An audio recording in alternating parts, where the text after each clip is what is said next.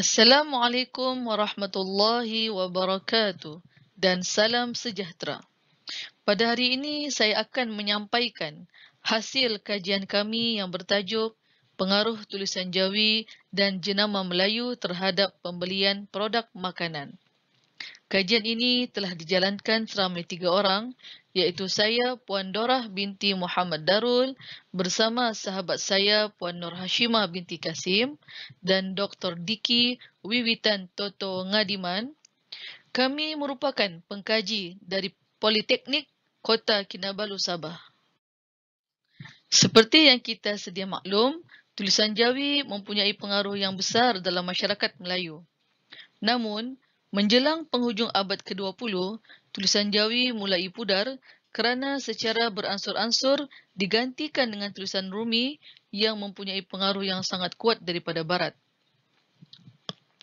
Pada masa kini, tulisan Jawi juga masih digunakan secara meluas dalam aktiviti komersial oleh Baharudin 2019. Dan biasanya, produk orang Melayu meletakkan tulisan Jawi ini dalam mempromosikan produk makanan mereka. Begitu juga dengan jenama Melayu digunakan untuk menarik perhatian pembeli.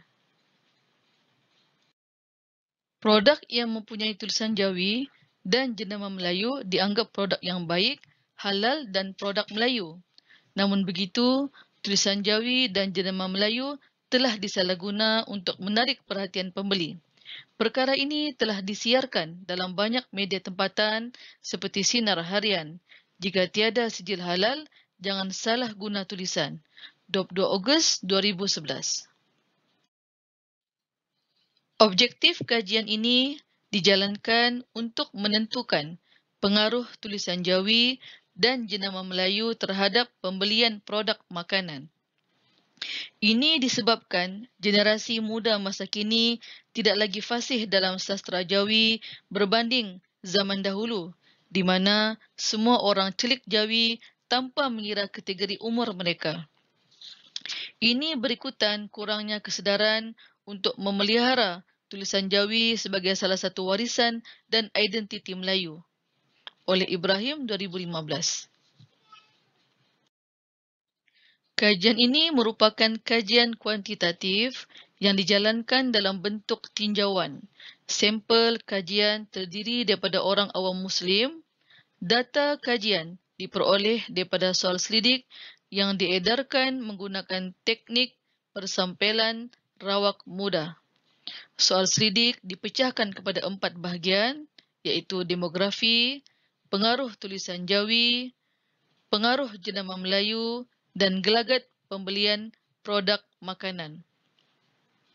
Analisis yang digunakan dalam kajian ini adalah deskriptif dan regresi linear menentukan hubungan antara pemboleh ubah.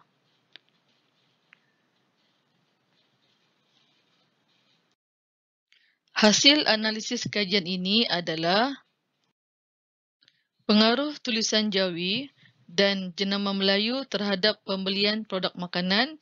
Ini adalah hasil kajiannya. Yang pertama, demografi responden. 65.6% adalah jenis cerewet apabila membeli makanan. Sikap ini merupakan sesuatu yang dilihat baik kerana mungkin mereka memastikan bahan-bahan yang mereka makan adalah baik atau menepati selera mereka. Yang kedua, analisis hubungan pemboleh ubah. Responden tidak terkesan dengan tulisan Jawi pada label produk makanan, namun mereka terkesan dengan produk keluaran Melayu apabila membeli suatu produk makanan. Analisis deskriptif item kajian. Pengaruh tulisan Jawi adalah pada tahap sederhana. Pengaruh jenama Melayu juga pada tahap sederhana, manakala gelagat pembelian produk makanan adalah pada tahap yang tinggi.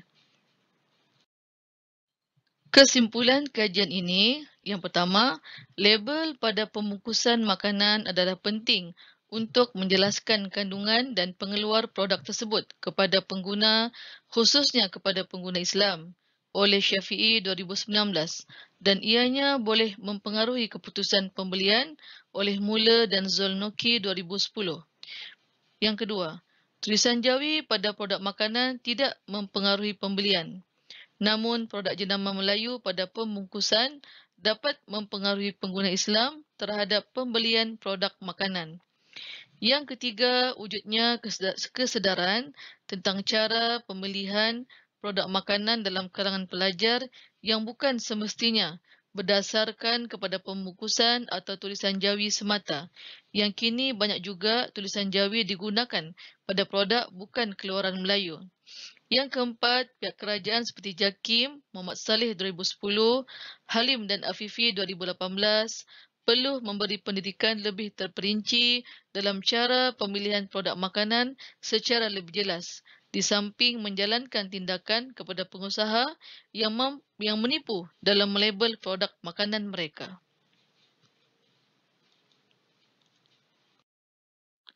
Oleh itu, sekian saja dan terima kasih saya ucapkan kepada anda semua kerana sudi mendengar pembentangan ini. Semoga ilmu yang kita kongsikan bersama dapat memberi manfaat kepada manusia yang lain, seperti mana dalam satu hadis yang berbunyi khairun nas anfa'uhum linnas. Assalamualaikum warahmatullahi wabarakatuh.